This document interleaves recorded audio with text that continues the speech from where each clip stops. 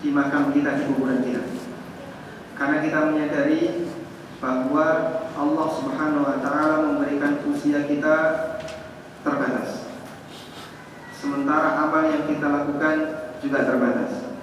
Ditambah lagi dengan berbagai macam kemaksiatan yang kita lakukan, yang berpeluang ada sebagian dari ibadah yang kita kerjakan barangkali tidak diterima oleh Allah Subhanahu wa Ta'ala. Karena itu pada kesempatan kali ini kita akan membaca ayat Al-Quran dan hadis Nabi SAW yang menjelaskan tentang bagaimanakah caranya untuk bisa mendapatkan amalan yang pahalanya terus mengalir sekalipun kita dalam kondisi tidak mampu lagi untuk beramal. Hadirin dimakan Allah Subhanahu wa Ta'ala, salah satu di antara keistimewaan yang Allah berikan kepada orang yang beriman, Allah Subhanahu wa Ta'ala jadikan kesempatan untuk beramal bagi mereka, tidak hanya ketika mereka mampu untuk melakukannya, sampai pun ketika mereka sudah tidak lagi mampu melakukannya, disebabkan karena udzur yang mereka miliki. Apa dalilnya? Dalilnya adalah firman Allah Subhanahu wa Ta'ala, innal ladzina amanu wa 'amilus shalihati falahum ajrun ghairu mamnun. Sesungguhnya orang-orang yang beriman dan beramal saleh, mereka akan mendapatkan ajrun ghairu mamnun, pahala yang ghairu mamnun. Apa makna ghairu mamnun? Ghairu munqati, pahala yang tidak pernah putus. Keistimewaan yang Allah berikan kepada orang yang beriman, sekalipun dia tidak lagi mampu beramal, Allah Subhanahu wa Ta'ala tetap berikan pahala kepada mereka, karena dia tidak beramal bukan disebabkan rasa malas yang ada dalam dirinya, namun dia tidak beramal disebabkan karena udzur yang ada dalam dirinya. Dijelaskan oleh Al-Muhallab sebagaimana yang dikutip oleh Ibnu Battal dalam syarah Sahih Bukhari. Kata Al-Muhallab, firman Allah, innal ladzina amanu wa 'amilus shalihati falahum ajrun ghairu mamnun, ini berlaku bagi para kaum mukminin yang mereka sudah tua sehingga tidak sanggup lagi untuk beramal sebagaimana layaknya pemuda. Dulu waktu masih muda, Masya Allah tahajudnya 11 rakaat setiap hari. Yang muda-muda demikian, kepada senyum.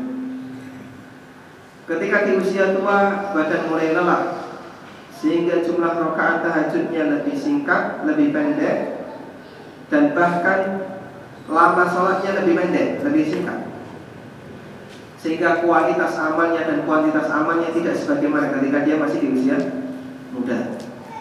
Dulu waktu di usia muda, dia bisa rutin berpuasa Senin Kemis atau berpuasa 3 hari setiap bulan.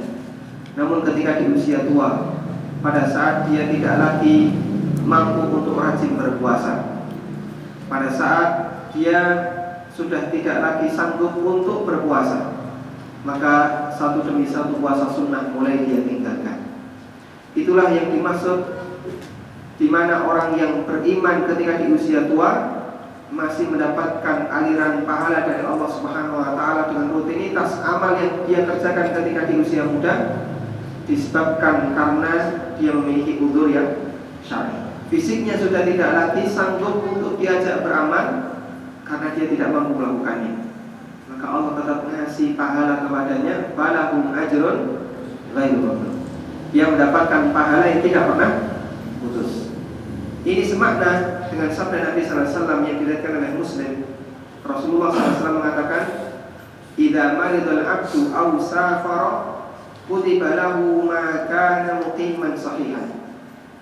Apabila ada seorang hamba yang sakit atau dia melakukan safar sehingga dia tidak mengerjakan rutinitas amal sholat yang dia kerjakan ketika dia dalam kondisi sehat atau dalam kondisi mukim, kata Nabi SAW, kutiba lahu ma kana muqiman sahihan, dia tetap mendapatkan pahala sebagaimana ketika dia dalam kondisi sehat atau sebagaimana ketika dia dalam kondisi mukim. Kita ketika dalam kondisi sehat, dalam kondisi mukim, melakukan amal ibadah sunnah lebih banyak. Sholat rawatib komplit, puasa sunnah jalan, tahajud dilakukan, kemudian ibadah-ibadah yang lainnya termasuk pengajian dan seterusnya, termasuk juga rutin melakukan sholat berjamaah. Nah, pada saat kita safar atau ketika kita sakit, salah satu di antara yang kita rutinkan ini tidak bisa kita lakukan karena uzur yang syar'i. Namun kata Nabi sallallahu alaihi wasallam, "Kutiba lahu ma kana muqiman sahihan." Dia tetap mendapatkan pahala sewaktu sebagaimana rutinitas sewaktu dia masih sehat dan sewaktu dia dalam kondisi mukim. Karena itu hadirin yang dimuliakan Allah Subhanahu wa taala, mumpung saat ini kita masih muda. Di sini ada yang sudah tua? Enggak ada ya? Semuanya masih muda karena besok masih ada yang lebih tua, Pak ya. Sekarang di usia 70 tahun, besok kan 71. Sekarang berarti lebih mudanya daripada besok. Mumpung sekarang masih di usia muda, mumpung masih kuat untuk beramal, rutinkan berbagai macam amal-amal soleh, apapun yang sanggup kita lakukan. Sebagai nafilah tambahan untuk amal yang wajib, kita berharap kepada Allah Subhanahu wa taala, semoga ketika kita di usia uzur, ketika kita tidak lagi mampu untuk merutinkan amal-amal soleh itu, Allah tetap berikan aliran pahalanya sebagaimana yang Allah janjikan, innalladzina amanu wa 'amilus shalihat falahum ajrun ghairu mamnun.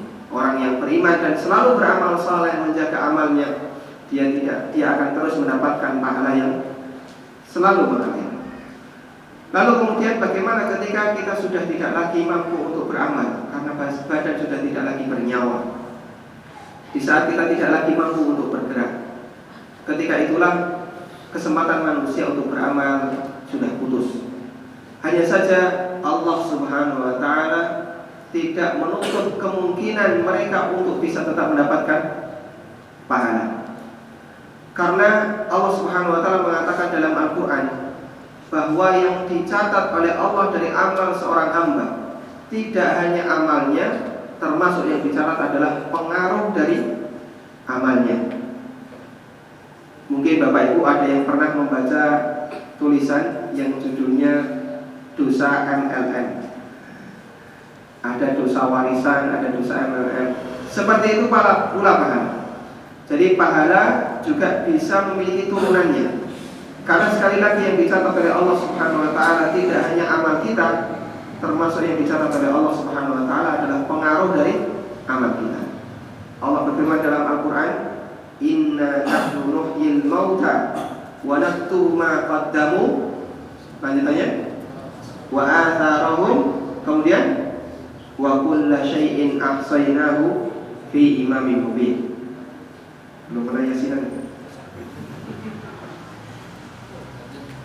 Inna nahnu nuhyil mauta. Kamilah yang menghidupkan makhluk yang mati. Wa naktubu ma qaddamu. Dan kami mencatat setiap amal yang mereka lakukan, yang mereka kerjakan. Tidak hanya itu, wa atharahum, termasuk bekas dari amal yang mereka kerjakan. Wa kulla syai'in ahsaynahu fi imamin mubin, dan semuanya kami catat di Imam Mubin, yaitu di Lauhul Mahfuz, yang dijaga oleh Allah Subhanahu wa taala. Artinya dalam ayat ini Allah menjelaskan bahwa yang dicatat oleh Allah di samping amal kita juga pengaruh dari amal kita. Kalau amal yang kita kerjakan baik dan memberikan pengaruh yang baik, maka kita punya dua catatan amal kebaikan. Pertama, amal baik itu, dan yang kedua pengaruh baik dari amal kita. Sebaliknya, ketika amal yang kita lakukan adalah amal jahat, kemudian juga memberikan pengaruh yang buruk bagi orang lain, maka yang dicatat oleh Allah sebagai bentuk keburukan amal kita plus pengaruh buruk dari amal yang kita kerjakan. Karena itu sebagaimana dalam teori bisnis ada MLM berjenjang. Ketika upline dia memiliki turunan downline, maka upline tetap mendapatkan aliran bonus. Seperti itu pula dalam masalah dosa dan pahala. Orang bisa mendapatkan dosa sekalipun dia tidak beramal. Demikian pula orang bisa mendapatkan pahala sekalipun dia tidak beramal. Kemudian tentang kalimat firman Allah wa atharahum, dan bekas dari amal yang mereka kerjakan. Di sini kata Al-Hafidz Ibnu Katsir rahimahullah ada dua tafsir yang disampaikan oleh para ulama. Tafsir yang pertama, yang dimaksud wa atharahum dan bekas dari amal mereka, maknanya adalah jejak kaki dari amal yang mereka kerjakan. Jadi ketika Bapak Ibu melaksanakan kajian, misalnya di kesempatan siang ini, berangkat dari rumah, keluar dari rumah, melangkahkan kakinya menuju masjid ini, yang dicatat oleh Allah Subhanahu wa taala tidak hanya aktivitas kita kajian di sini, termasuk setiap langkah kaki kita juga menjadi bagian pahala yang dicatat oleh Allah Subhanahu wa taala. Ini merupakan pendapat Imam Mujahid, salah satu muridnya Ibnu Abbas, termasuk ahli tafsir, dan Imam Qatadah bin Di'amah, beliau juga ahli tafsir, muridnya Anas bin Malik radhiyallahu anhu. Di antara dalil yang menunjukkan makna ini adalah hadis yang diriwayatkan oleh Muslim dan Ahmad terkait peristiwa Bani Salamah. Jadi dulu ada kampung namanya kampung Bani Salamah. Kampung ini berada agak jauh dari Masjid Nabawi, sehingga kalau kampung ini mau sholat berjamaah bersama Nabi Sallallahu Alaihi Wasallam harus melakukan perjalanan yang cukup jauh. Suatu ketika di dekat Masjid Nabawi ada tanah kosong. Ada tanah agak luas, masih belum berpenghuni. Kemudian kampung Bani Salamah minta izin kepada Nabi Sallallahu Alaihi Wasallam atau punya rencana ingin pindah dari kampung awalnya ke tanah kosong yang dekat dengan Masjid Nabawi. Ketika rencana ini terdengar oleh Nabi Sallallahu Alaihi Wasallam, maka Rasulullah Sallallahu Alaihi Wasallam menyarankan, tetap di tempat kalian wahai Abu Salamah, wahai Bani Abi Salamah. Kata Nabi Sallallahu Alaihi Wasallam, ya Bani Salamah, diyarukum tuktabu atharukum, diyarukum tuktabu atharukum. Wahai Bani Salamah, jauhnya kampung kalian akan dicatat setiap langkah kaki kalian menuju ke masjid. Jadi sekalipun kalian jauh dari masjid, melangkahkan kaki menuju Masjid Nabawi dengan menempuh perjalanan yang jauh, tidak disia-siakan oleh Allah. Setiap langkah kaki kalian dicatat oleh Allah Subhanahu wa ta'ala. Itu artinya bahwa bagian dari atharukum, bagian dari athar amal yang kita lakukan adalah jejak kaki yang kita tinggalkan ketika kita melakukan amal saleh. Ini pendapat yang pertama.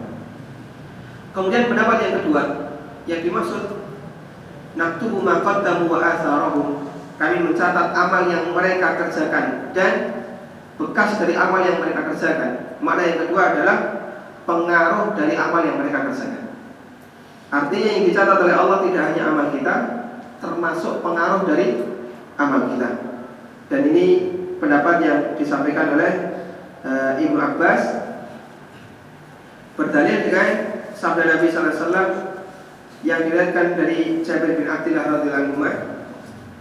Nabi Sallallahu Alaihi Wasallam mengatakan, man sanna fil islami sunnatan hasanah falahu ajruha wa ajru man amila biha min ghairi an yanqussa min ujurihim syai'an.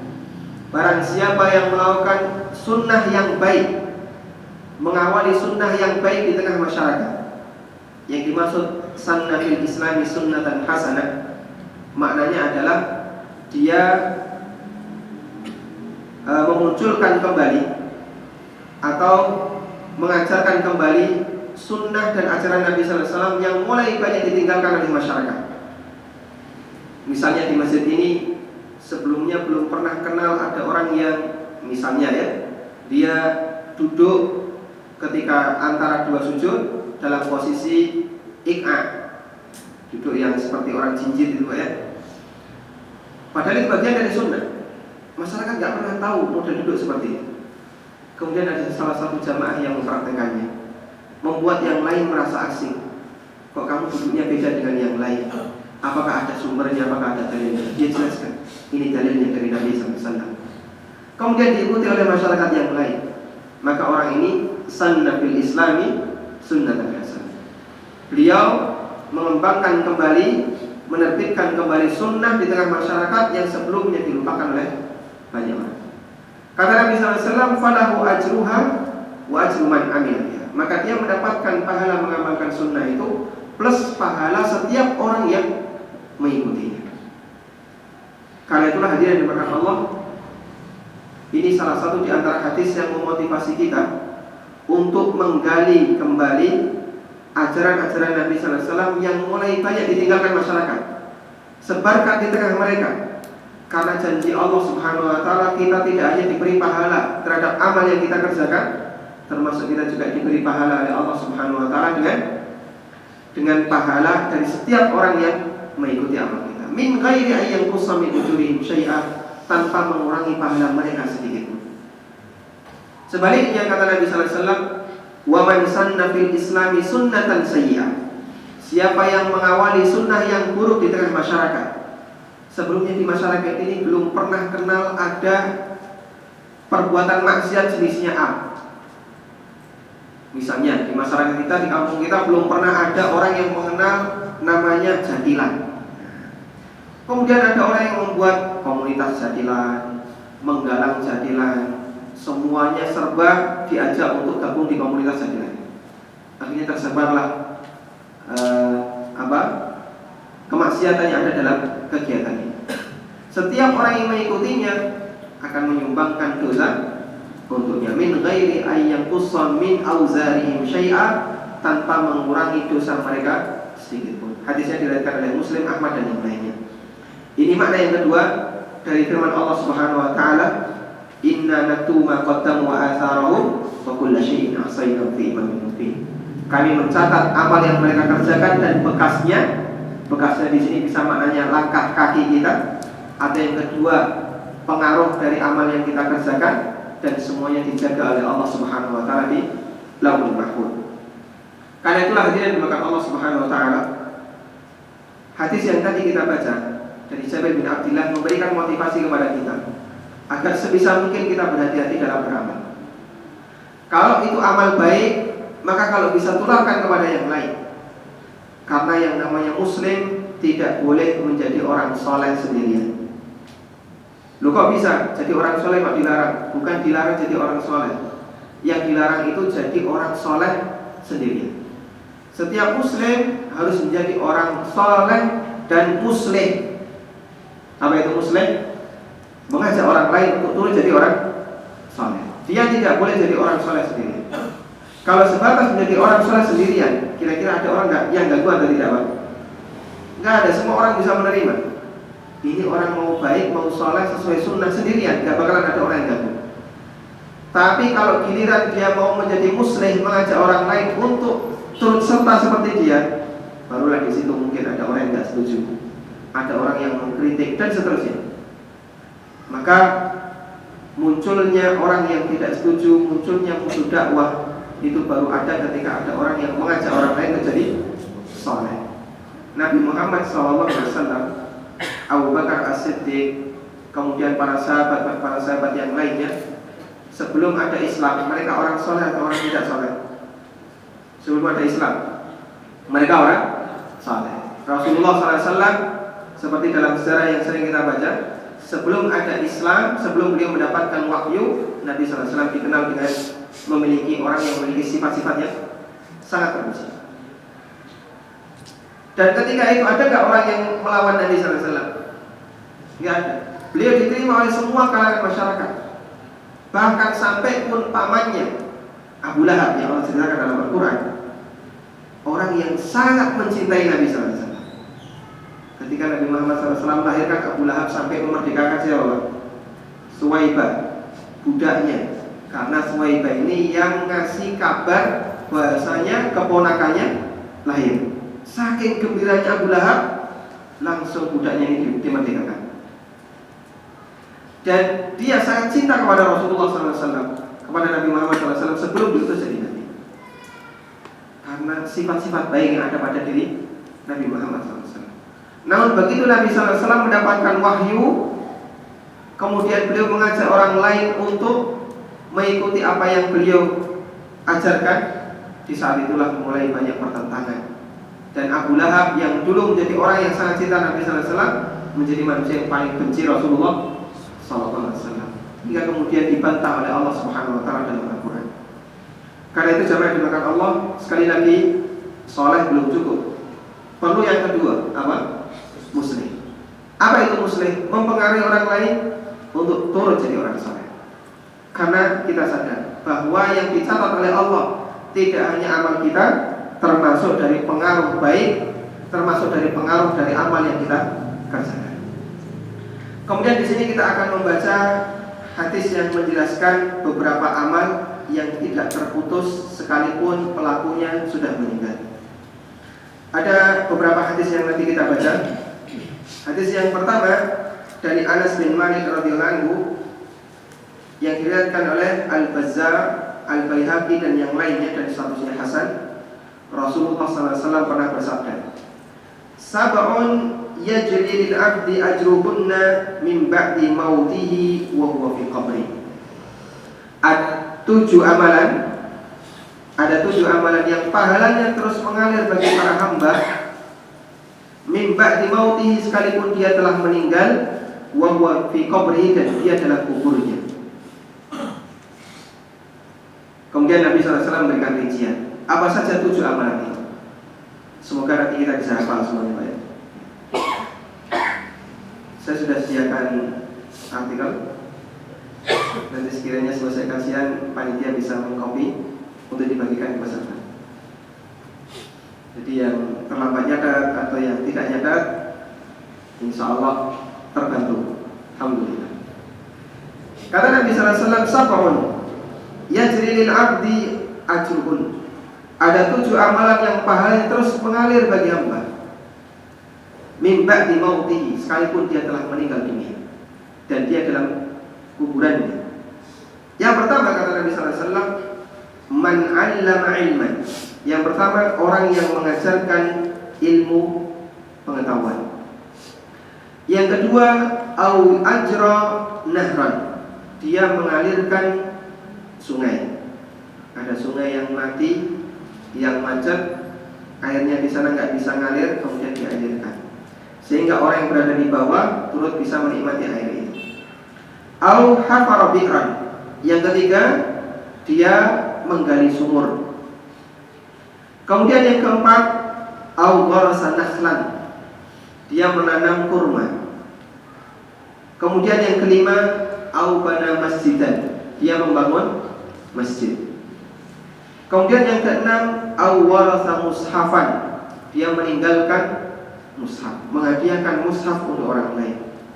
Dan yang ketujuh, au taraka waladan yastaghfiru lahu ba'da mautihi. Dia meninggalkan anak yang memohonkan ampun untuknya setelah kematiannya. 7 amalan, 7 amal saleh yang kata Nabi SAW pahalanya terus mengalir sekalipun dia telah meninggal dunia. Ada yang bisa menyebutkannya dengan hafalan? Satu tadi apa, Pak? Mengajarkan ilmu. Yang kedua, mengalirkan air sungai. Yang ketiga, menggali sumur. Yang keempat, menanam kurma. Yang kelima, membangun masjid. Yang keenam, meninggalkan mushaf, memberikan mushaf untuk orang lain. Yang ketujuh, anak soleh yang mendoakannya. Baik, coba kita rinci satu persatu. Yang pertama kata Nabi SAW, amal yang pahalanya terus mengalir sekalipun orang yang telah meninggal adalah man 'allama ilman, orang yang mengajarkan ilmu. Seperti kita tahu bahwa ilmu adalah landasan utama agar orang bisa benar dalam setiap sikapnya, sehingga orang kenal salah dan benar ketika dia berilmu. Orang tahu bagaimana cara dan teori beragama dan beribadah yang benar kalau dia memiliki ilmu. Makanya kenapa Nabi SAW mendahulukan bagian ini, karena ini adalah asas yang paling mendasar agar manusia paham mana jalan kebenaran, mana jalan keburukan. Karena itulah hadirin dimakan Allah Subhanahu wa Ta'ala, orang yang berilmu memiliki posisi yang agung di sisi Allah Subhanahu wa Ta'ala. Bahkan dalam Al-Quran sampai Allah Subhanahu wa Ta'ala menyebut orang yang mengajarkan ilmu sebagai orang yang ahsanu qaulan, manusia yang ucapannya paling indah. Allah Subhanahu wa Ta'ala mengatakan, wa man ahsanu qaulan mimman da'a ila Allah wa 'amila shalihan wa qala innani minal muslimin. Siapakah orang yang lebih indah ucapannya dibandingkan orang yang da'a ila Allah, mengajarkan ilmu dalam rangka mengajak orang lain untuk kembali kepada aturan Allah Subhanahu wa Ta'ala. Wa qala innani wa 'amila shalihan, dan dia beramal saleh. Wa qala innani minal muslimin, dan dia mengatakan saya bagian dari orang muslim. Yang ayat ini memberikan ujian bagi orang yang mengajarkan ilmu bagi masyarakat. karena mereka lah pembuka kunci pintu kebaikan di tengah masyarakat. Sampai kata Imam Ahmad bin Hanbal, laulal ulama waliyullah fama ra'aitu lillahi wali. Kalau bukan ulama itu wali Allah, maka saya tidak pernah melihat ada orang yang berhak untuk jadi wali Allah. Siapa lagi kalau bukan ulama? Karena mereka lah yang mengajarkan kebaikan kepada orang, kepada masyarakat. Sehingga dengan ilmu yang mereka berikan, masyarakat menjadi tahu mana salah, mana benar, mana kebenaran, mana kebatilan, mana jalan yang ke arah al-haq dan mana jalan yang mengarahkan kepada neraka. Karena itu hadirin yang dimakan Allah Subhanahu wa taala, orang yang berilmu, mengapa dia mendapatkan pahala dari setiap orang yang mengamalkan ilmunya? Karena upaya yang disampaikan oleh orang yang berilmu ini, mengajarkan kebaikan kepada masyarakat, adalah kunci pertama yang menyadarkan mereka untuk kembali kepada jalan Allah Subhanahu wa taala. Kata Imam Hasan Al-Basri, beliau mengatakan, laulal ulama lakana an-nasu kal bahaim. Andai bukan karena jasa para ulama, manusia itu seperti binatang. Jadi nggak tahu halal haram, nggak tahu aturan, semuanya serba boleh, terserah mau melakukan apa, kurang lebih seperti binatang. Sebabnya apa? Karena dia tidak dipandu dengan wahyu, dia tidak dipandu dengan aturan agama. Bapak Ibu layak bersyukur kepada Allah Subhanahu wa taala. Jadi seorang muslim, jadi muslim itu repot tidak? Repot, Pak. Repot tidak, Pak? Ya, repot, Pak. Ada salah satu artis yang dia waktu masih Nasrani pernah berdoa kepada Tuhannya. Dia minta, tolong berikan aku agama selain Islam. Tolong tunjukkan aku agama yang paling benar selain Islam. Jadi pandangan orang-orang kafir terhadap Islam, nampaknya orang Islam itu orang yang paling susah hidupnya, paling terikat dengan banyak aturan. Padahal Bapak Ibu bisa perhatikan, ajaran yang disampaikan oleh Rasulullah SAW, Allah turunkan di muka bumi ini, fungsi terbesarnya sebagai apa? Rahmatan. Wa ma arsalnaka illa rahmatan. Tidaklah aku mengutus wahai Muhammad kecuali menjadi rahmat bagi seluruh alam. Sekarang pertanyaannya, yang menjadi rahmat bagi seluruh alam itu fisik Nabi sallallahu alaihi wasallam ataukah ajaran Nabi sallallahu alaihi wasallam? Kenapa kok bukan fisiknya, Pak? Kenapa kok bukan fisiknya? Kata Allah, engkau aku utus Muhammad tujuannya untuk menjadi rahmat bagi seluruh alam. Nabi Muhammad SAW diutus oleh Allah untuk jadi rahmat. Yang menjadi rahmatnya itu fisik beliau atau ajaran beliau? Ya. Kenapa kok ajaran, Pak, bukan fisiknya? Ya. Kalau fisik terbatas waktu dan tempat, sehingga bukan menjadi rahmat bagi seluruh alam kalau sifatnya terbatas waktu dan tempat. Karena itu maksud ayat, wa ma arsalnaka illa rahmatan lil alamin. Tidaklah aku utus engkau Muhammad kecuali menjadi rahmat bagi seluruh alam, adalah ajaran Rasulullah sallallahu alaihi wasallam yang tidak dibatasi waktu dan tempat. Ada nggak di sini yang keturunan Nabi sallallahu alaihi wasallam? Jauh sekali. Mungkin kalau kita keturunannya ditarik ke atas, Pak, bin ketemu, Pak. Barangkali ketemu keturunan Ken Arok, atau siapa nanti ya, Majapahit, orang-orang Majapahit. Jauh sekali dari keturunan orang-orang Arab. Belum lagi wilayah kita jauh dari wilayah Arab. Namun Allah Subhanahu wa taala kasih hidayah kita, bisa merasakan agama yang pernah diajarkan oleh Nabi sallallahu alaihi wasallam. Karena itu yang menjadi rahmat bagi alam lebih pada ajaran beliau dan bukan fisik beliau. Baik. Kemudian kita bisa bandingkan dengan syariat yang pernah Allah turunkan untuk orang-orang Yahudi. Allah Subhanahu wa taala terkadang menurunkan aturan bagi orang Yahudi bukan karena Allah menyayangi mereka, namun karena Allah ingin menghukum mereka. Di antaranya Allah Subhanahu wa taala berfirman, "Fabidzulmin minal ladzina hadu harramna 'alaihim thayyibatin uhillat lahum."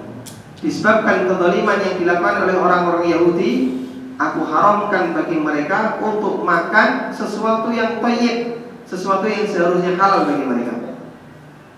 Jadi kalau mereka konsumsi sebenarnya tidak membahayakan tubuh mereka, namun diharamkan oleh Allah Subhanahu wa taala. Tujuannya adalah karena Allah ingin menghukum mereka. Sekarang coba Bapak Ibu cari, sebutkan satu syariat Nabi Muhammad SAW yang Allah turunkan untuk menghukum kita. Satu saja. Perlu hadiah ya, pertanyaan kalau nggak ada hadiah belum memotivasi. Ada satu syariat Muhammad SAW yang Allah turunkan untuk menghukum kita. Ada tidak? Tidak ada, Pak ya? Apa? Cambuk, potong tangan bagi yang mencuri, cambuk bagi yang zina atau menuduh berzina, bersama lagi kisos. Menghukum nggak itu? Menghukum. Ini bukan hukuman untuk umat, tapi ini hukuman untuk pelaku tindak kriminal, sebagaimana yang ada dalam hukum di tempat kita. Yang menjadi pertanyaan adalah syariat yang Allah turunkan menghukum umat manusia. Tidak ada. Karena syariat kita diturunkan oleh Allah Subhanahu wa taala untuk kemaslahatan hidup kita, bukan untuk menghukum kita. Beda dengan syariat yang pernah Allah turunkan bagi Bani Israel, ada yang Allah turunkan untuk menghukum mereka.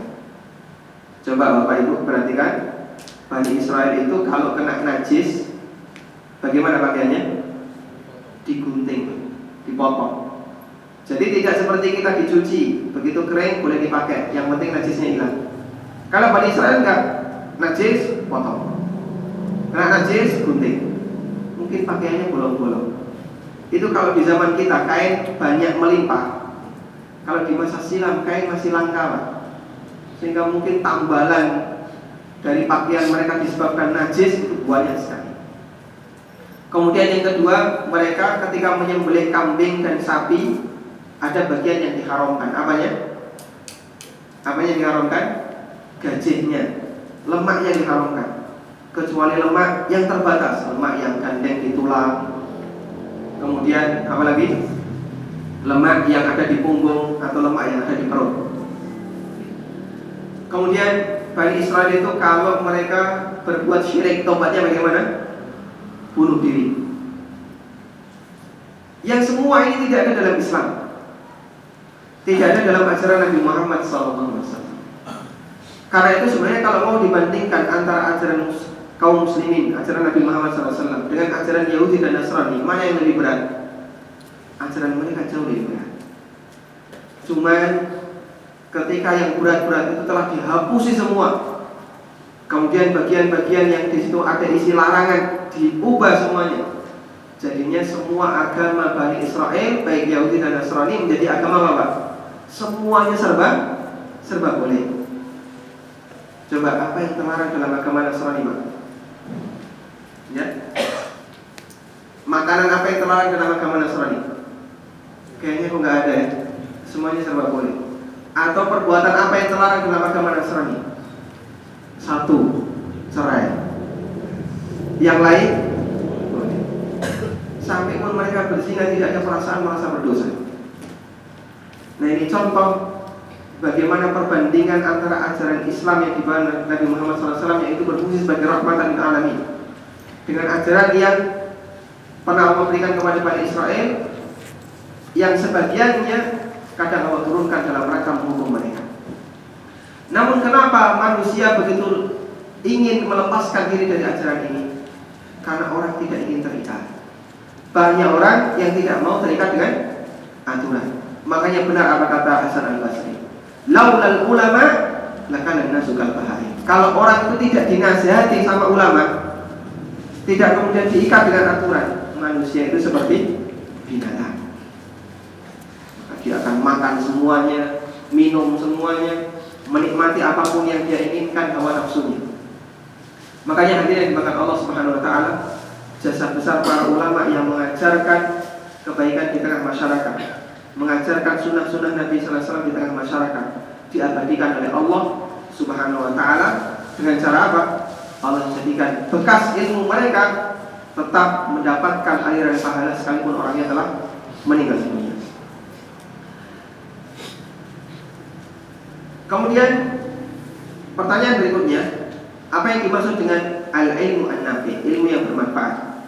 Apakah hanya ilmu agama ataukah mencakup ilmu umum yang lainnya? Di sini saya bawakan fatwa yang pernah disampaikan oleh Imam Ibnu Utsaimin rahimahullah ketika beliau ditanya tentang ruang lingkup makna dari ilmu nafi yang pahalanya tetap mengalir ketika pemiliknya telah meninggal dunia. Kata beliau, al-zahir anna al-hadits 'amun kullu ilmin yantafi'u bihi fa innahu yahsul lahu al-ajr. Dari hadis menunjukkan bahwa hadis ini sifatnya umum. Semua ilmu yang bisa dimanfaatkan oleh orang lain, baik untuk kebahagiaan dunianya atau terlebih lagi untuk kebahagiaan akhiratnya, maka ilmu ini akan menghasilkan pahala. Misalnya bapak mengajarkan kepada mahasiswanya atau murid-muridnya, mengajarkan bagaimana cara membuat program komputer. Kemudian orang yang kita ajari, berkat didikan yang kita berikan, terus dia bisa mendapatkan pekerjaan. Maka dengan ilmu yang kita berikan kepadanya, dia mendapatkan manfaat apa? Bisa mendapatkan penghasilan untuk memenuhi kebutuhan nafkah dirinya dan keluarganya. Sehingga ilmu yang kita ajarkan kepadanya bermanfaat. Ya, selama orang ini bisa mendapatkan penghasilan dari ilmu yang kita ajarkan, maka kita insya Allah tetap mendapatkan pahalanya. Sekalipun ilmu ini ilmu dunia. Ini keterangan dari Imam Ibnu Utsaimin. Terlebih lagi ketika yang kita ajarkan adalah untuk kebahagiaan akhirat. Ilmu yang mengajarkan atau ilmu yang membimbing orang untuk mendapatkan bagaimana cara mendekatkan diri kepada Allah Subhanahu wa taala, memahamkan mereka tentang bagaimana Islam yang benar. Tentu saja pahalanya jauh lebih abadi, karena ilmu akhirat itu tidak akan pernah putus selama orang memanfaatkannya. Kemudian kita lanjutkan amal yang kedua. Kata Nabi sallallahu alaihi wasallam, "Au ajra nahran." Dia mengalirkan sungai. Ada sungai yang mati atau sungai yang tidak lagi berfungsi karena airnya mampet. Di sana ada waduk namun tidak bisa mengalir ke sini. Kata Nabi sallallahu alaihi wasallam, orang semacam ini akan tetap mendapatkan pahalanya selama ada orang yang memanfaatkan air dari sungai yang dia alirkan. Kemudian kata Syekh Dr. Abdul Razak bahwa serupa dengan amal ini adalah orang yang membuat penampungan air. Misalnya di satu tempat, di situ air langka, terus dia buat penampungan air untuk tada hujan. Seperti di daerah Gunung Kidul itu Pak ya. Kalau sudah mulai musim kering, mereka hanya bisa mengandalkan tada hujan. Dia buat itu tujuannya untuk apa? Untuk menyediakan air bagi lingkungan dan masyarakat. Insya Allah amal yang dia lakukan akan terus mengalir pahalanya selama tempat ini masih berfungsi. Coba Bapak Ibu bayangkan, andaikan orang yang pertama kali menemukan lampu adalah seorang muslim. Andai yang pertama kali menemukan lampu itu seorang muslim, itu betapa banyaknya pahalanya, karena lampu itu dimanfaatkan oleh banyak orang untuk kegiatan yang bermanfaat, baik yang sifatnya duniawi atau yang sifatnya ukhrawi. Karena lampu ini dipakai oleh semua orang. Namun sayangnya penemunya bukan muslim. Makanya posisi Anda sebagai muslim ini modal yang paling mendasar, tinggal dikembangkan. Kita sudah punya modal agar amal itu terus mengalir. Selanjutnya carilah peluang untuk beramal yang manfaatnya lebih abadi daripada usia kita. Kemudian yang kedua, kemudian yang ketiga adalah menggali sumur. Kata Nabi sallallahu alaihi wasallam, "Au hafara bi'ran," atau orang yang menggali sumur. Sebelumnya saya sebutkan sebuah hadis dari Abu Hurairah radhiyallahu anhu. Rasulullah sallallahu alaihi wasallam pernah menceritakan kisah orang yang pernah kehausan. Mungkin cerita ini sering kita dengar. Kata Nabi sallallahu alaihi wasallam, "Baina rajulun bi tariqin ishtadda 'alaihi al-'atas." Ada orang di tengah jalan, dia mengalami kehausan yang sangat parah. Fawajada bi'ran, kemudian dia menemukan sumur. Karena ini sumur di pinggir jalan, mungkin di tengah padang pasir, tidak ada embernya, tidak ada timbanya. Terus gimana? Akhirnya orang ini fanazala fiha, orang ini pun turun ke bawah sumur untuk minum. Fasyariba, kemudian dia minum. Tsumma kharaja, kemudian setelah itu dia keluar. Fa idza kalbun yalhasu ya'kulu thura min al-'atash.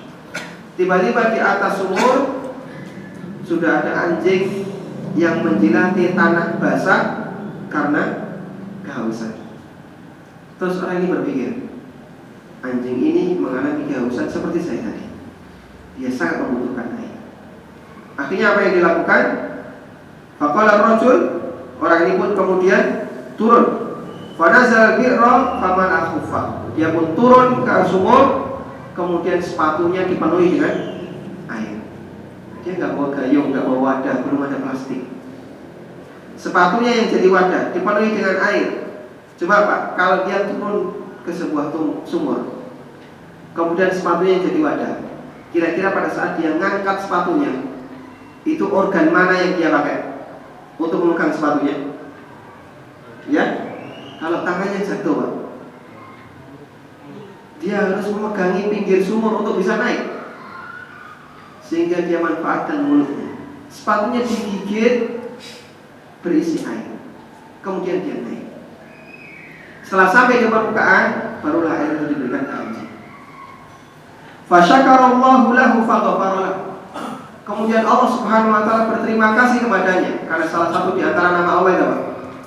Asy-Syakir, zat yang banyak berterima kasih. Maksudnya apa? Allah selalu memberikan balasan setiap amal soleh yang dikerjakan oleh hambanya.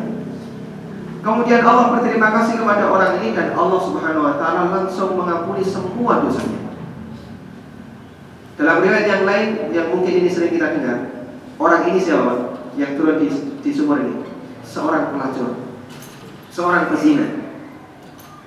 Dosa zina yang pernah dia lakukan dihapus oleh Allah Subhanahu wa taala dengan satu amalan yang mungkin dianggap oleh sebagian orang itu amal yang remeh, memberi minum kepada anjing. Namun kita bisa perhatikan faktor orang ini diampuni oleh Allah, faktor dia memberikan minum kepada anjing, ini semuanya serba berat. Pertama, dia harus turun ke sumur. Yang kedua, dia harus menggunakan wadah berupa sepatunya. Dia harus gigit itu sepatu, kemudian dia baru naik, baru kemudian bisa diserahkan ke anjing. Dan yang lebih penting, orang ini sangat ikhlas. Kenapa kok bisa kita pastikan demikian? Gak ada satupun manusia yang tahu. Sementara yang minta minum hanyalah seekor anjing. Mungkin bagi pandangan kita, ini cuma seekor anjing, mati juga gak apa-apa. Kalau itu menyelamatkan manusia, mungkin perasaan kita untuk mendapatkan pahala yang besar. Tapi kalau menyelamatkan binatang, apalagi berupa anjing, untuk muncul perasaan mendapatkan pahala sangat besar. Namun orang ini begitu semangat untuk menyelamatkan nyawa anjing.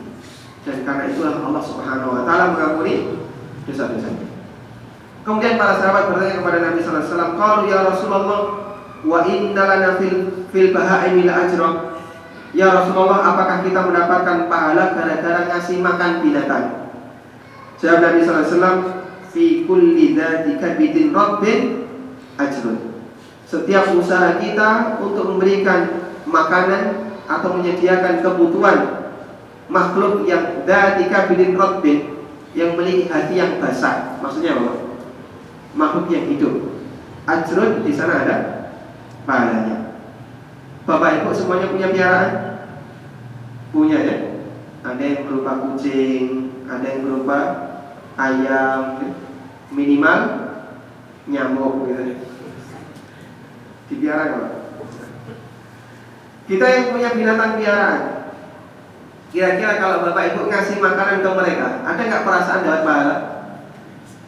Rasanya kok tidak ya? Mereka lagi lapar ya cuma dikasih begitu saja. Tidak ada perasaan sebenarnya ini bagian dari sedekah. Kita memberikan sedekah, infak untuk makhluk yang bernyawa. Yang kata Nabi sallallahu alaihi wasallam, "Fi kulli kabidin rabbin ajrun." Setiap urusan memberikan fasilitas untuk mereka yang hidup, makhluk yang hidup, di sana ada pahalanya. Nah, inilah bedanya orang yang tahu ilmu dan tidak tahu. Kita yang punya piaraan ketika kasih makan ke ayam, niatkan ini dalam rangka mendapatkan pahala. Kalau nggak diniatkan, dapat pahala nggak? Innamal a'malu binniyat. Amal itu ditentukan niatnya. Kalau semata cuma ngasih makan ayam, semata ngasih makan kucing, sama sekali nggak ada niat untuk memberikan nafkah atau sedekah kepada binatang, nggak ada pahalanya. Kecuali kalau kemudian kita memberikan makan itu kemudian disertai niat, ini dalam rangka mengamalkan hadis tadi. Fikul jika bidin rabbin ajrun. Semua pemberian yang kita berikan untuk makhluk hidup, di situ ada pahalanya. Baik. Kita bisa perhatikan sama yang dilakukan Allah. Ketika dalam kondisi ini, orang yang ngasih sepenuh sepatu air untuk seekor anjing, diampuni dosanya oleh Allah Subhanahu wa taala. Bagaimana lagi kalau ada orang yang ngasih sepenuh sumur air, yang itu airnya selalu nyumber sehingga bisa dimanfaatkan oleh banyak orang. Tentu pahalanya jauh lebih banyak. Karena itulah dulu sewaktu kaum muslimin masih kesulitan untuk mendapatkan air di Madinah, ada orang Yahudi yang punya sumur di dekat Masjid Nabawi. Namanya sumur rumah, Bi'ru ar-Rumah. Lalu Nabi SAW menjanjikan, siapa yang sanggup membeli sumur rumah, Bi'ru rumah ini, maka dia akan mendapatkan pahala yang abadi di surga. Mendapatkan pahala kebahagiaan di surga. Siapa yang beli kemudian? Sahabat Utsman bin Affan. Karena sebelum itu orang Yahudi yang begitu pelit tidak mengizinkan kaum muslimin mengambil air dari Bi'ru rumah, sumur rumah ini.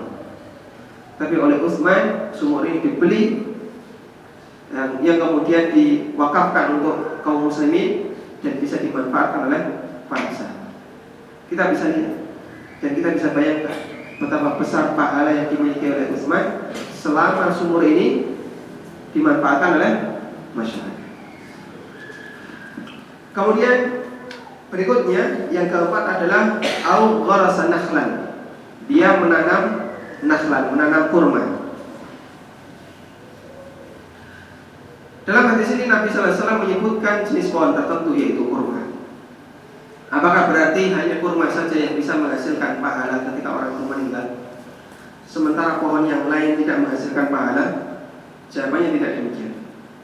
Namun Rasulullah SAW menyebut kurma karena kurma adalah pohon yang paling bermanfaat bagi umat manusia. Pertama, kurma itu bisa dipakai untuk tempat berteduh. Kurma itu kalau sudah besar daunnya cukup ringan.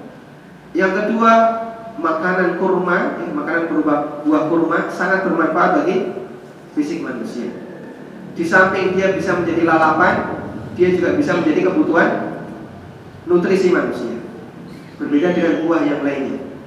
Orang itu kalau setiap hari makan apel, Pak, setiap hari makan apel, kuat nggak dia? Kurang karbohidratnya mungkin, kurang lemaknya mungkin. Tapi beda kalau ada orang yang makanan pokoknya kurma. Orang bisa kuat untuk hidup dengan makanan pokok kurma. Karena itulah Nabi SAW menyebut kurma bukan pembatasan, hanya saja beliau menyebut kurma mengingat ini adalah pohon yang buahnya paling bermanfaat bagi manusia. Sehingga hadis ini dikiaskan oleh para ulama untuk semua aktivitas menanam pohon yang buahnya bisa dimanfaatkan oleh masyarakat. Sekarang kita menanam kelapa, ngunduhnya kapan, Pak?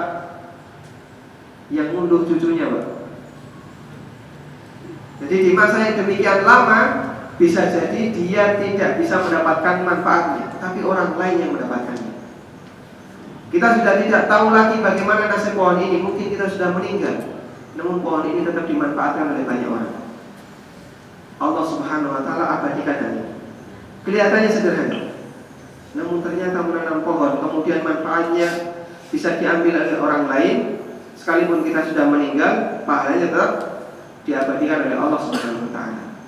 Sekarang coba cari pohon yang buahnya selalu ada, buahnya selalu muncul dan masa usianya panjang. Pertama Bapak, kalau di tempat kita kelapa kayaknya Pak ya. Kelapa. Kalau jambu berapa lama Pak? Lebih pendek. Mangga itu nggak sampai 10 tahun. Dia kalau sudah terlalu tua sudah tidak lagi berbuah. Rambutan juga pendek. Jadi yang panjang itu yang sejenis dengan kurma. Kelapa, kurma dan sebangsanya itu, ini yang lebih panjang usianya. Karena kita ingin mendapatkan manfaat setelah meninggal. Sekarang menanam, mungkin setelah saya meninggal pohon ini baru berbuah. Di saat itulah kita berharap bisa mendapatkan pahalanya. Kemudian yang kelima, kata Nabi SAW adalah waman bana masjidan, orang yang membangun masjid yang merupakan tempat ibadah bagi kaum muslimin. Disebutkan dalam hadis dari Abu Hurairah radhiyallahu anhu, Rasulullah SAW menyebut masjid sebagai tempat yang paling dicintai oleh Allah. Inna ahabbal biladi ila Allah masajiduha wa abghadul biladi ila Allah aswaquha. Tempat yang paling dicintai oleh Allah adalah masjid, dan yang paling dibenci oleh Allah adalah pasar. Coba perhatikan, ada nggak orang yang pulang dari masjid kecapean? Ada tidak? Wah, Bapak kecapean, selesai pulang dari masjid langsung tidur. Rasanya nggak ada Pak ya? Kalau ibu-ibu belanja dari masjid begitu sampai rumah, seger bugar atau kecapean? Hah? Oh, belanja ke pasar ya. Begitu pulang dari pasar habis belanja, makin seger atau kecapean? Kecapean. Ya. Bapak habis tamasya, habis rekreasi, begitu pulang kecapean. Jadi tempat-tempat yang melalaikan orang dari zikrullah itu rata-rata semuanya melelahkan. Tapi tempat yang mengingatkan orang kepada Allah, tidak ada istilah orang yang kecapean karena pulang dari mengingatkan Allah Subhanahu wa taala. Mungkin kecuali amalan yang berat seperti haji atau umroh karena banyak aktivitas. Tapi secara rutin, rata-rata amalan yang diajarkan dalam Islam tidak sampai membuat orang itu kelelahan. Tapi orang itu Masya Allah, ternyata dia lebih suka untuk belanja, rekreasi dan seterusnya daripada ke masjid. Terutama ibu-ibu itu Pak ya. Kalau sudah sampai pintu pasar dilepas, seperti sudah tidak lagi terkendali Pak. Semua inginnya dimasukkan ke keranjang, begitu Pak ya. Sama juga ketika ada orang yang baru saja memasuki tempat rekreasi, seperti lepas kendali, pulangnya baru merasakan kelelahan. Makanya hadirin dimakan Allah Subhanahu wa taala, salah satu di antara rahasia mengapa Allah Subhanahu wa taala demikian mencintai masjid dan Allah membenci pasar, sebabnya adalah karena di tempat-tempat semacam ini orang bisa mendapatkan ketenangan. Di tempat itulah orang mengingat Allah Subhanahu wa taala. Sementara di pasar, di tempat rekreasi, orang jauh dari Allah, bahkan sedikit sekali ada orang yang mengingat kepada Allah Subhanahu wa taala. Dan salah satu di antara teori untuk memperbanyak pahala dari amal yang kita kerjakan adalah kita itu beramal di saat banyak orang lupa Allah. Makanya kalau Bapak Ibu berada di pasar, berada di tempat keramaian, berada di tempat di mana orang lupa Allah, jangan lupa sering berzikir. Baca apa bebas, tasbih silahkan, istighfar silahkan, la ilaha illallah silahkan, tapi kita bermingil dikir. Jadi lidah ini tidak berhenti untuk mengucapkan subhanallah, alhamdulillah, terus berbunyi terus. Nabi SAW dalam hadis riwayat Tirmidzi pernah mengingatkan, man dakhala as-suq faqala la ilaha illallah wahdahu la syarikalah, lahul mulku wa lahul hamdu yuhyi wa yumiit wa huwa hayyun la yamutu biyadil khair wa huwa ala kulli syai'in qadir. Siapa yang masuk pasar kemudian dia membaca kalimat tadi, kata Nabi sallallahu alaihi wasallam, kutiba lahu alfu alfi hasanatin, dicatat untuknya 1.000.000 pahala. Wa muqiya anhu alfu alfi sayyi'atin, dihapuskan darinya 1.000.000 dosa. Dari pagi sampai siang ini sudah berapa amalan pahala, amalan yang menghasilkan pahala yang kita lakukan? Bisa ngitung, Pak? Mungkin kita nyebutkan 10 saja sudah susah. Apalagi kalau kita disuruh sebutkan dosa yang kita lakukan dari pagi sampai siang ini, nggak sampai 5 mungkin kita nyebutkannya. Tapi dalam hadis ini Nabi SAW menjanjikan dihapuskan 1.000.000 dosanya. Apa rahasianya? Karena orang ini berzikir kepada Allah di saat semua orang lupa Allah. Berzikir di pasar, menyebut nama Allah Subhanahu wa ta'ala ketika di saat semua orang lupa kepada Allah Subhanahu wa ta'ala. Makanya jangan lupakan untuk banyak berzikir, merutinkan lidah ini dengan mengucapkan kalimat-kalimat thayyibah di tengah-tengah keramaian masyarakat yang lupa kepada Allah. Kemudian Nabi SAW juga menjanjikan secara khusus orang yang membangun masjid ikhlas karena Allah, maka Allah Subhanahu wa ta'ala akan ganti dengan istana yang ada di surga. Dalam hadis yang diriwayatkan oleh Bukhari Muslim, Nabi SAW mengatakan, "Man bana masjidan lillah yabtaghi bihi wajhallah, banallahu lahu baitan fil jannah." Barang siapa yang membangun masjid ikhlas karena Allah, maka Allah Subhanahu wa ta'ala akan membangunkan istana untuknya kelak di surga. Selanjutnya yang keenam, kita tidak lama-lama, nanti kasihan yang mau istirahatnya. Asar jam berapa? Setengah. Insya Allah masih ada kesempatan untuk istirahat siang, Pak. Jangan khawatir ya. Mohon istirahatnya ditunda dulu, tidak di forum ini, tapi nanti di rumah. Yang keenam adalah menghadiahkan mushaf, mensedekahkan Al-Quran atau menghadiahkan Al-Quran kepada mereka yang mau membaca Quran. Karena pahala orang yang membaca Quran sangat besar, sehingga orang yang memfasilitasi orang yang membaca Quran, dia insya Allah turut mendapatkan pahala dari kegiatan yang dilakukan oleh mereka yang membaca Quran. Apa pahala orang yang membaca Quran, Pak? Setiap huruf mendapatkan pahala berapa? 10. Man qara'a harfan min kitabillah falahu ajrun. Siapa yang membaca satu huruf dalam Al-Quran, maka dia mendapatkan satu hasanah, satu pahala. Wal hasanatu bi asyri amsalihah. Sementara satu pahala dalam Islam dilipatkan 10 kali. Kata Nabi SAW, la aqulu alif lam mim harfun. Aku tidak mengatakan alif lam mim satu huruf, namun orang yang baca alif lam mim, dia membaca 3 huruf. Dan yang lebih terpenting lagi, ketika Bapak Ibu ingin menghadiahkan Al-Quran, maka jangan sampai salah sasaran.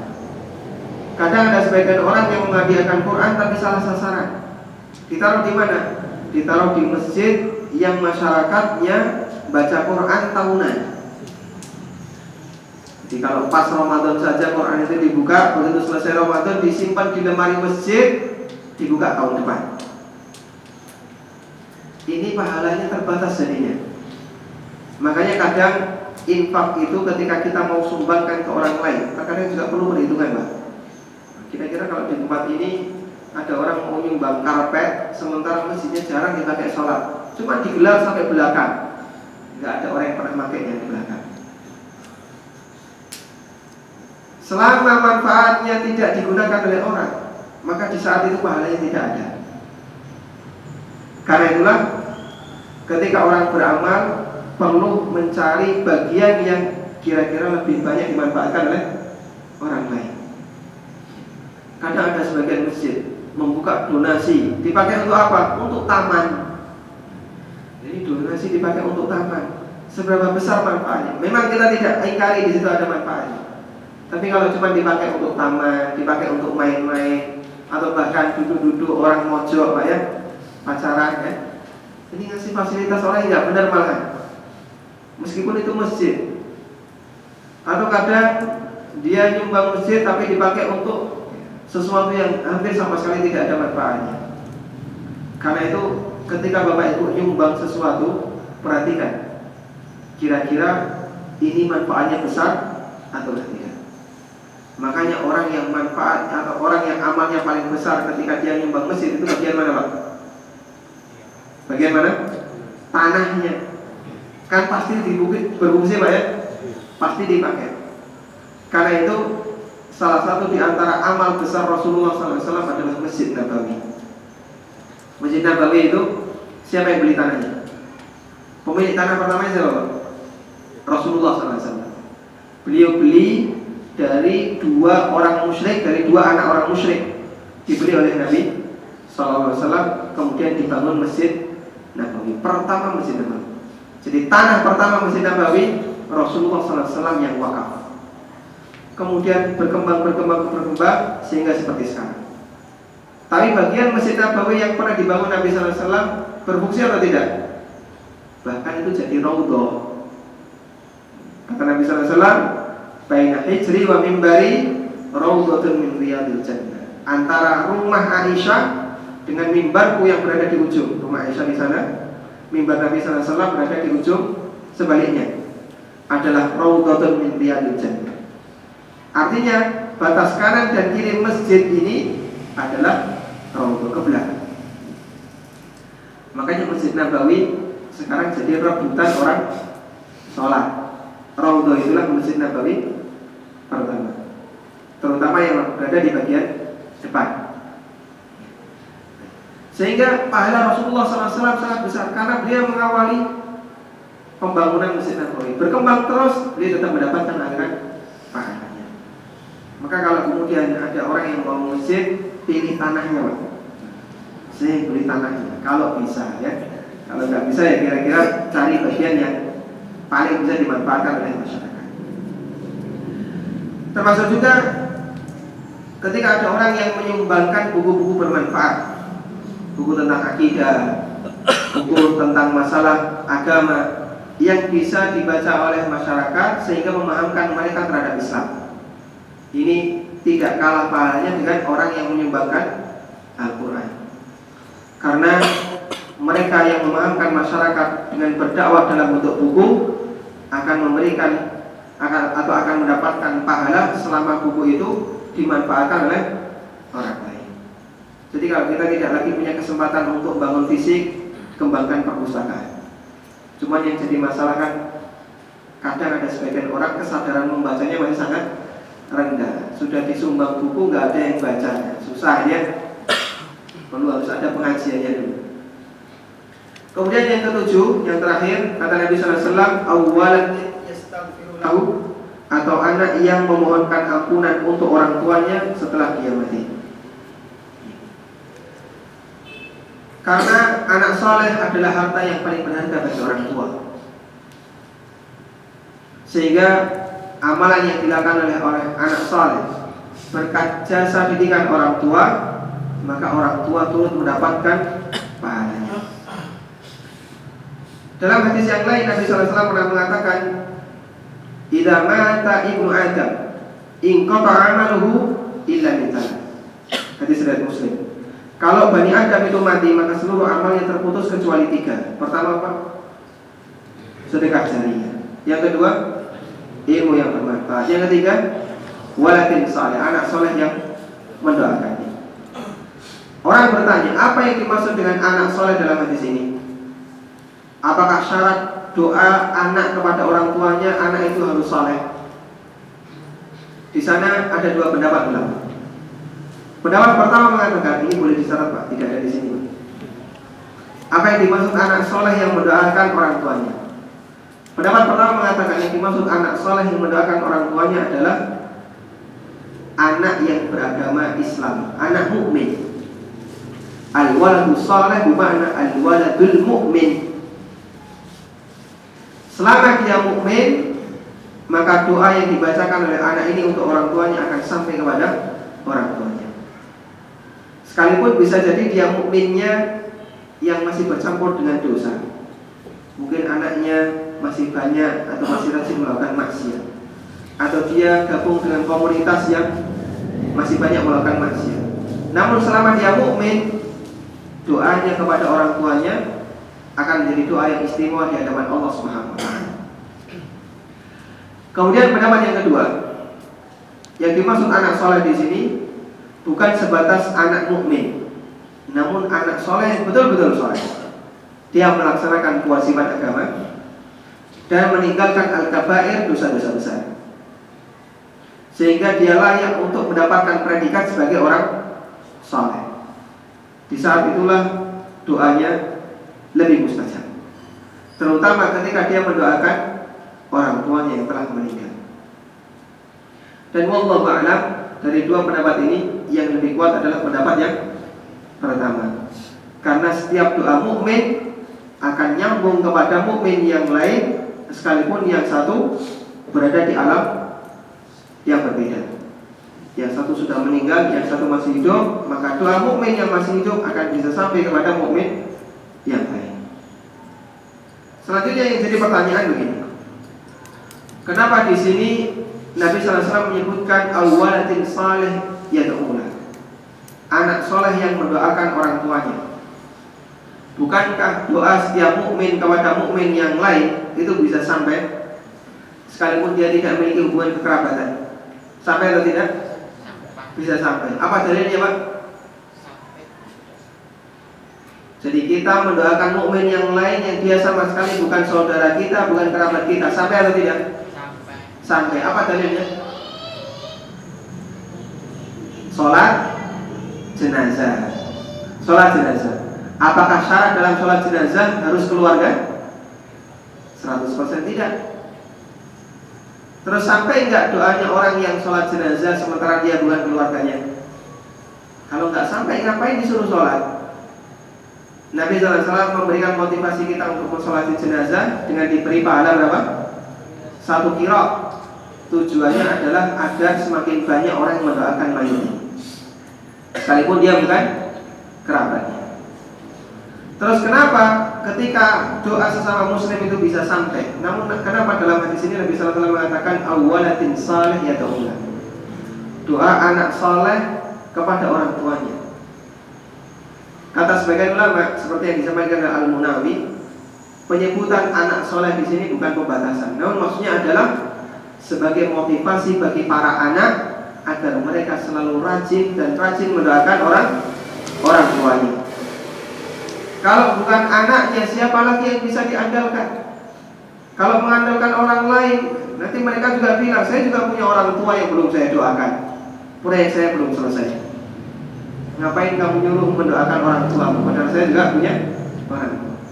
Sehingga satu-satunya harapan yang bisa diandalkan adalah anaknya, karena hubungan kedekatan dia dengan orang tua.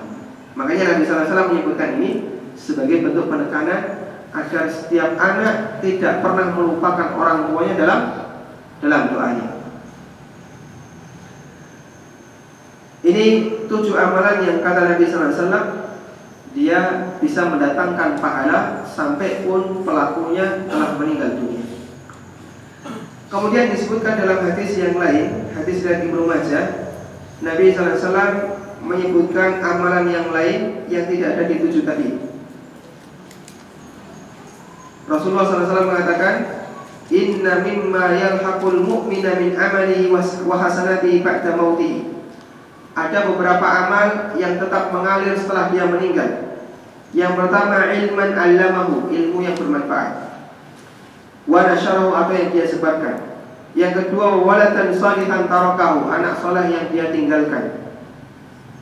Yang ketiga, mushaf yang dia berikan kepada orang lain. Yang keempat, masjidan banahu, masjid yang dia bangun. Yang kelima, aubaitan libni sabil banahu, atau dia membuat rumah sebagai tempat singgah gratis untuk para musafir. Jadi kalau ada orang yang safar dari luar datang ke sini, dia nyari hotel nggak nemu atau mau tinggal di hotel nggak mampu, terus kita sediakan tempat untuk menginap, tempat untuk istirahat. Ini namanya rumah Ibnu Sabil. Kalau di masa silam rumah Ibnu Sabil itu dibangun di tengah jalan, Pak, di pinggir jalan.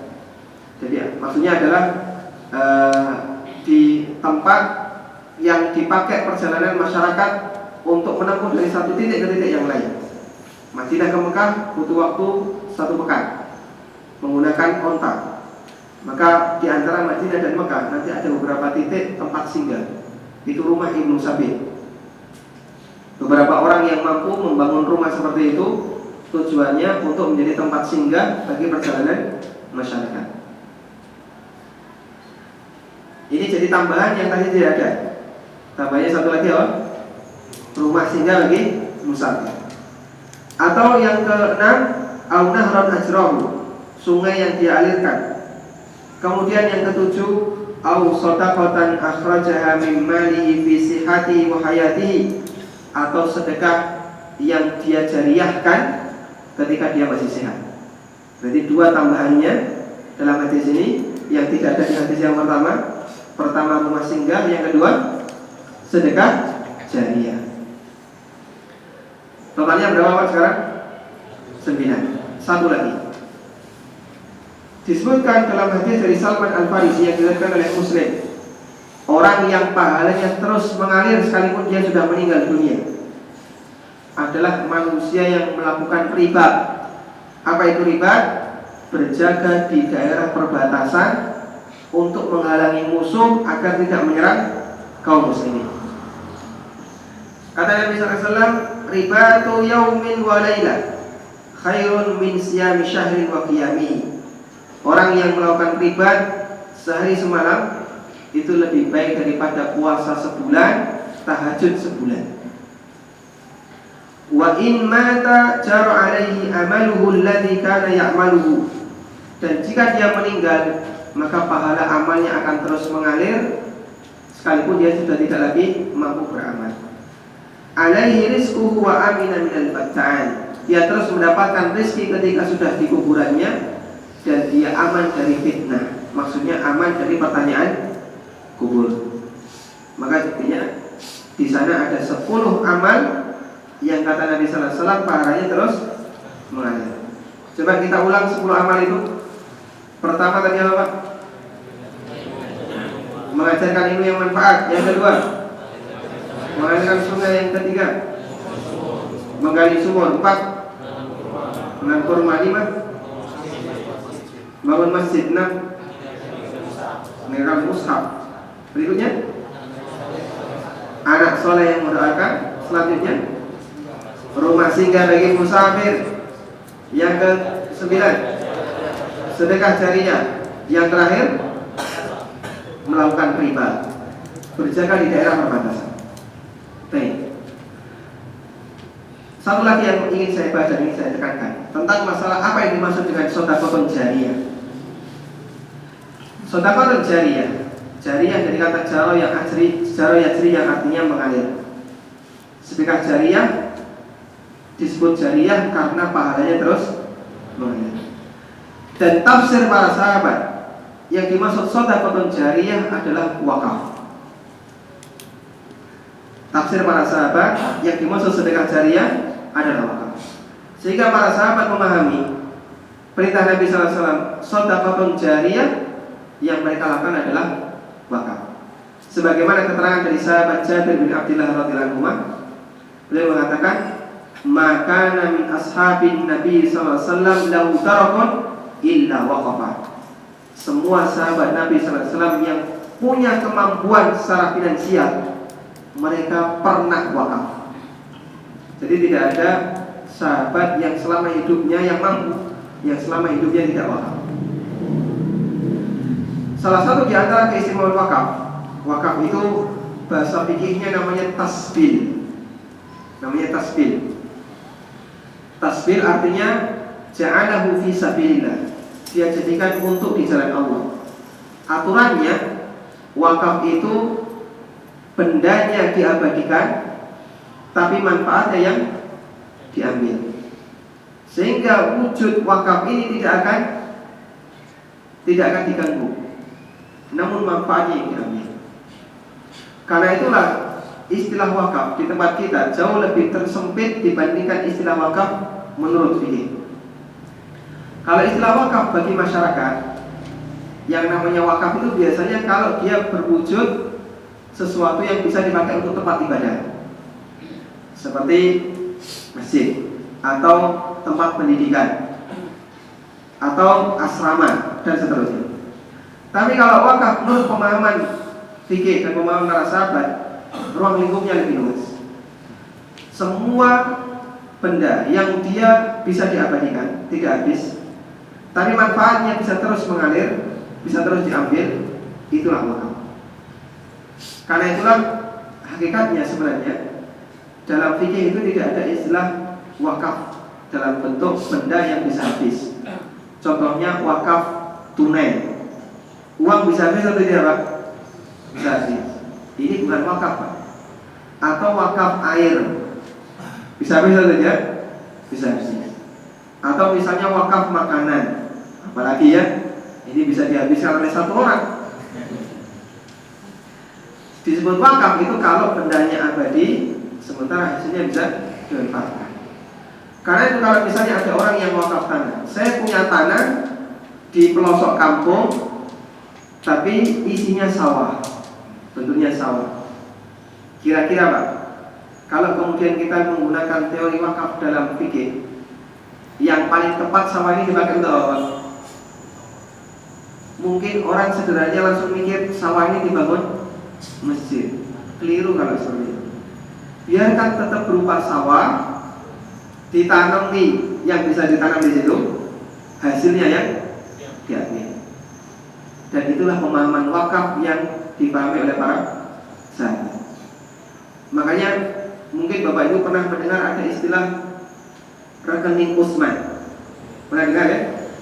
Utsman pernah wakaf sekian hektar kebun kurma. Nah, kebun kurma Utsman ini tidak pernah diubah-ubah. Di sana nggak dibangun bangunan, nggak kemudian dipakai untuk masjid, tidak. Tapi tetap dibiarkan dalam bentuk kebun. Tapi hasilnya, hasil panen kurma dari kebun Utsman ini dijual, kemudian uangnya disedekahkan untuk menafkahi masjid. Ada yang masjid untuk apa, ada dakwah untuk apa, dari hasil penjualan kebun kurma. Seperti ini pemahaman wakaf yang benar. Di depan Masjidil Haram itu ada hotel yang paling besar, namanya Hotel Grand Zamzam. Di situ kalau Bapak Ibu perhatikan di depannya ada tulisan Wakfun, wakaf atas nama King Abdul Aziz, atas nama bapaknya Raja-Raja Saudi sekarang, Raja Abdul Aziz. Wakfun lil Malik Abdul Aziz, wakaf atas nama Raja Abdul Aziz. Sekarang Raja Saudi siapa? Salman bin Abdul Aziz. Sebelumnya siapa? Abdullah bin Abdul Aziz. Jadi bapaknya Raja Saudi sekarang. Nah, hotel ini yang isinya ribuan kamar, hasilnya 100% untuk kemaslahatan Masjidil Haram. Jadi kalau ada jamaah yang tinggal di situ, dia bayar, keuntungannya sebagian untuk operasional, sisanya disalurkan ke Masjidil Haram. Sehingga fasilitas yang ada di Masjidil Haram terus mengalir.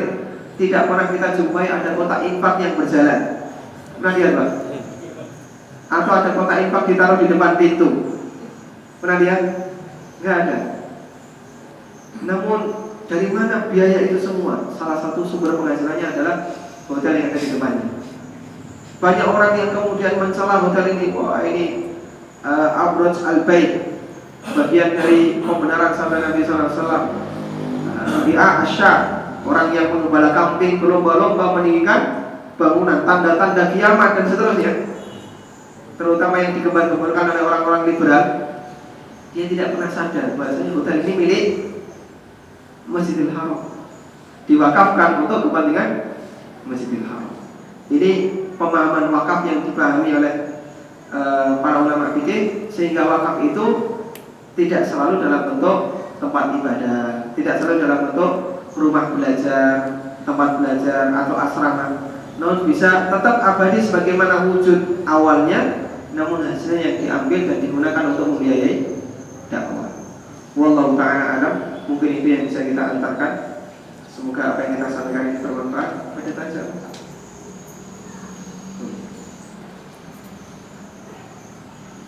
Mungkin ada pertanyaan dari Imam Bapak?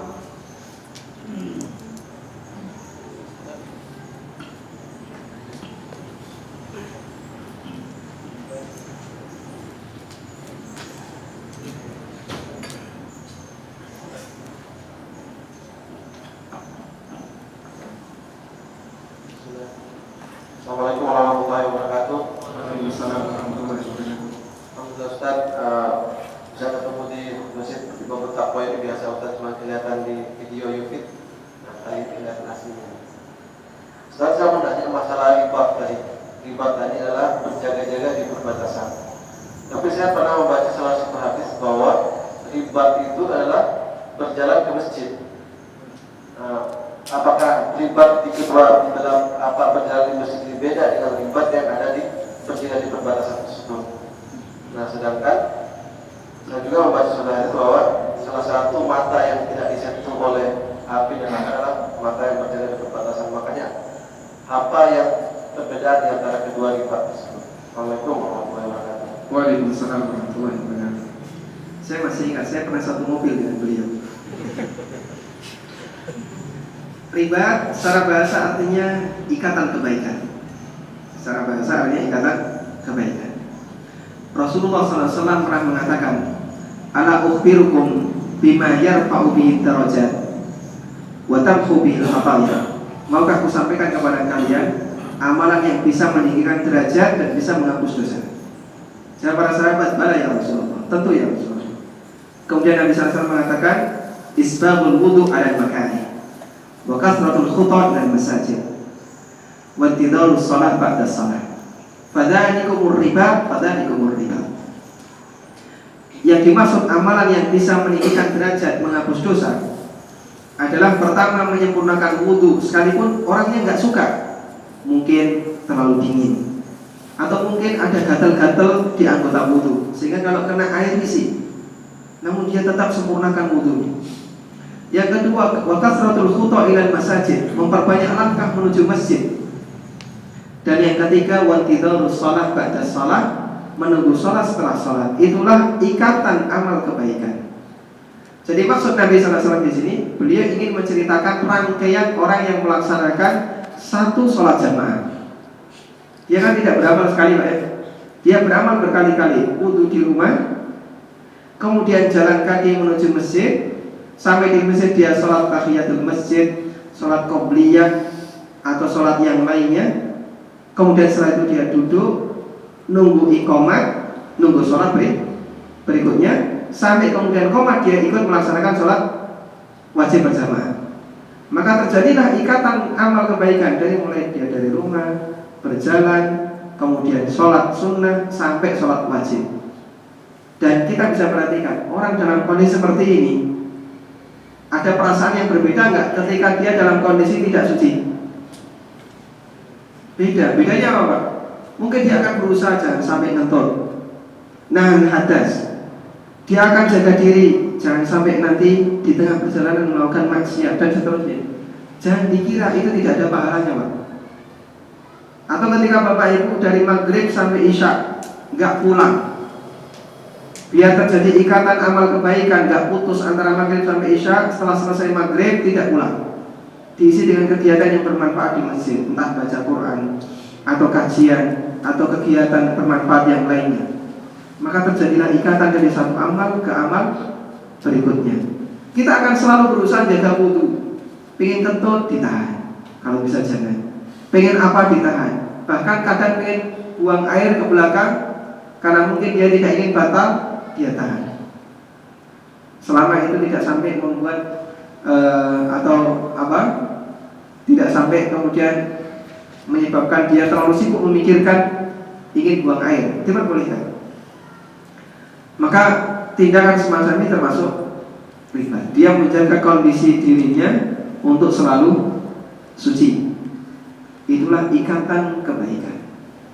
Dan itu makna riba secara bahasa. Namun kalau riba dalam istilah hadis yang tadi kita baca, maksudnya adalah riba yang bermakna jihad, yaitu berjaga di daerah perbatasan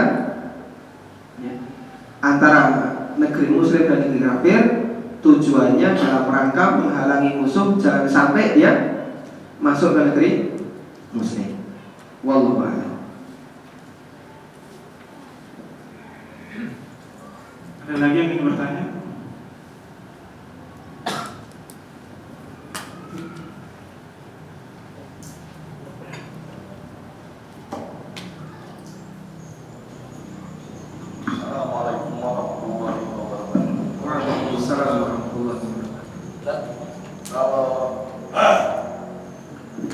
kita melakukan kebaikan misalnya kita membuat contohnya lampu lah penerangan bisa bermanfaat buat.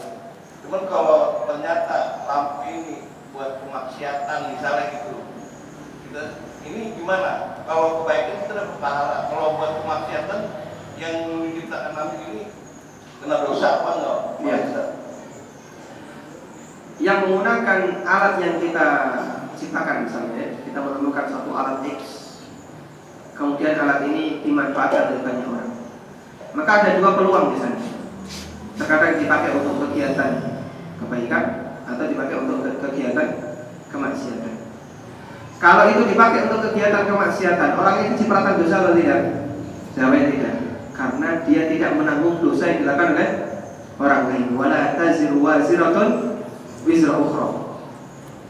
Kecuali kalau dari awal dia niatkan ini untuk maksiat. Misalnya ada orang yang membangun masjid, kemudian ternyata masjid itu dipakai untuk kegiatan maksiat. Apa misalnya contohnya? Dipakai untuk kegiatan orang Syiah. Yang membangun masjid dapat dosa tidak? Tidak dapat dosa. Karena niat awal dia membangun masjid ini adalah untuk kebaikan. Sementara ada orang yang menyalahgunakan dari masjid ini, dia tidak turut kecipratan dosanya. Rasulullah SAW memberikan banyak fasilitas bagi kaum muslimin ketika beliau sudah meninggal. Beliau tinggalkan Masjid Nabawi. Kemudian beliau juga tinggalkan tanah yang ada di Khaybar. Kemudian beliau juga tinggalkan benda-benda beliau yang lainnya, yang itu juga berpotensi untuk dipakai maksiat. Namun penyalahgunaan yang dilakukan oleh orang lain, dosanya tidak turut ditanggung oleh mereka yang memberikannya. Misalnya di Masjid Nabawi, ada nggak orang yang maksiat, Pak? Ada nggak orang yang maksiat di Masjid Nabawi? Sangat mungkin kan ada orang yang berdoa kepada Nabi SAW di Masjid Nabawi. Jadi di Raudhah itu kalau mau dipetani satu-satu, mau diteliti satu-satu, Pak tolong sebutkan doanya. Masih banyak orang yang minta tolong kepada Rasulullah SAW. Madad ya Rasulullah, itu masih banyak kalimat seperti ini. Tolonglah kami ya Rasulullah, tolonglah kami ya Rasulullah. Terutama yang dilakukan oleh orang-orang Syiah. Tapi apakah Nabi SAW mendapatkan kecipratan dosa gara-gara penyalahgunaan yang dilakukan oleh orang-orang yang masih senang dengan perbuatan kesyirikan? Jawabannya, beliau tidak mendapatkan dosa mereka. Namun beliau mendapatkan pahala dari setiap amal soleh yang dikerjakan di Masjid Nabawi. Itulah kelebihan yang Allah Subhanahu wa taala berikan kepada orang beriman. Peninggalan baik yang mereka berikan ketika disalahgunakan tidak dijadikan sebagai sumber dosa dan maksiat. Wallahu a'lam. Cukup. Semoga yang satu lagi. Silakan.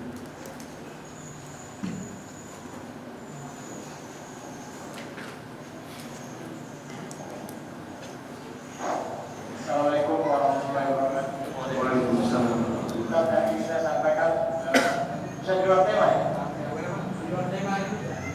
Di luar tema Iya. tentang poligami. Pak, dasarnya ada sedekah, infak dan sedekah. Gimana? Masalah dasarnya infak dan sedekah. Infak dan sedekah. Ya. Yang saya ingin tanyakan kita. Pernah saya baca buku tentang apa begitu dasarnya infak dan sedekah. Di situ penulis mengatakan bahwa di situ itu ada dua yang diberikan Allah pada umatnya. Di antaranya itu rezeki yang tergantung yang untuk mendapatkannya kita harus berikhtiar dan berusaha. Kemudian yang satu lagi adalah ada rezeki yang khusus diberikan kepada Allah, rezeki yang spesial khusus bagi orang-orang yang tingkat imannya cukup baik, amal ibadahnya bagus dan melaksanakan infak dan sedekah. Itu saya mohon penjelasannya yang pertama yang benar, yang rezeki yang sifatnya khusus spesial yang diberikan kepada orang yang beriman takwa yang beramal soleh yang suka mengadakan zakat infak sedekah. Terima kasih.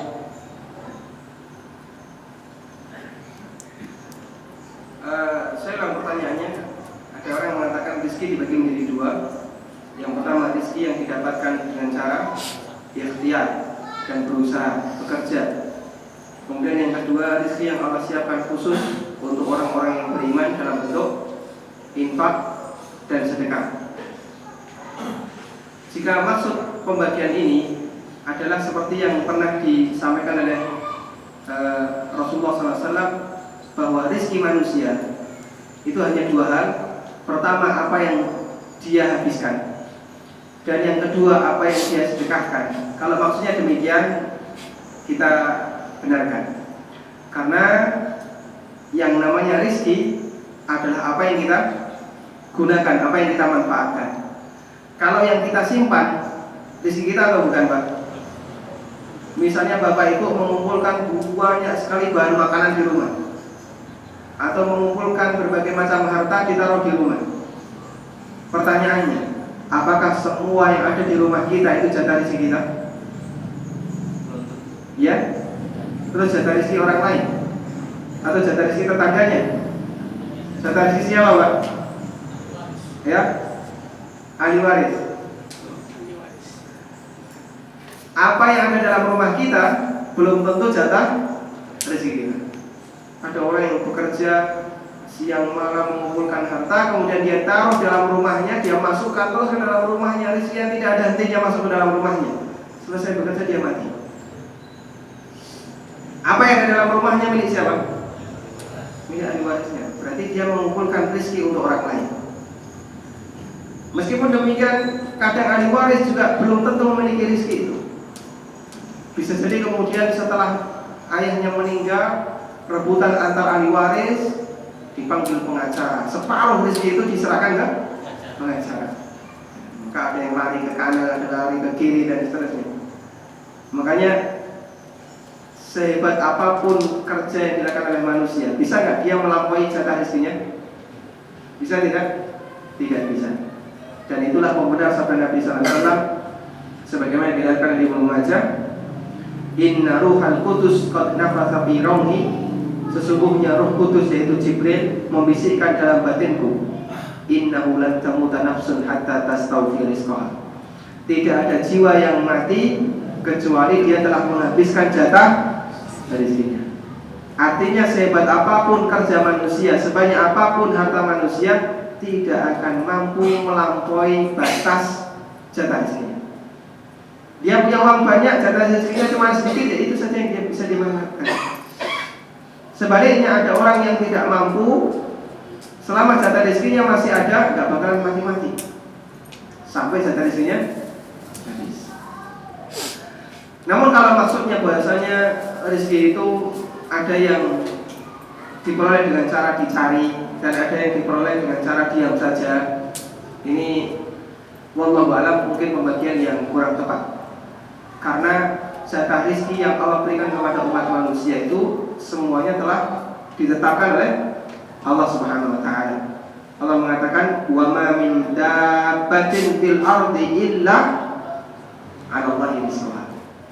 Tidak ada satupun yang hidup di muka bumi ini kecuali Allah yang nanggung rezekinya. Mau dia dapatkan banyak sedikit, tidak bisa melampaui dari batas rezeki, jatah rezeki yang telah ditetapkan oleh Allah Subhanahu wa taala. Wallahu a'lam. Insyaallah yang terakhir ya. Baik, Ustaz. Assalamualaikum warahmatullahi wabarakatuh. Waalaikumsalam warahmatullahi wabarakatuh. Ini masalah disposisi, Ustaz. Katakanlah misalkan saya ini sebagai pengurus masjid ini. Cuma di dalam pengurus masjid ini kita kan berupaya untuk menghidupkan sunnah.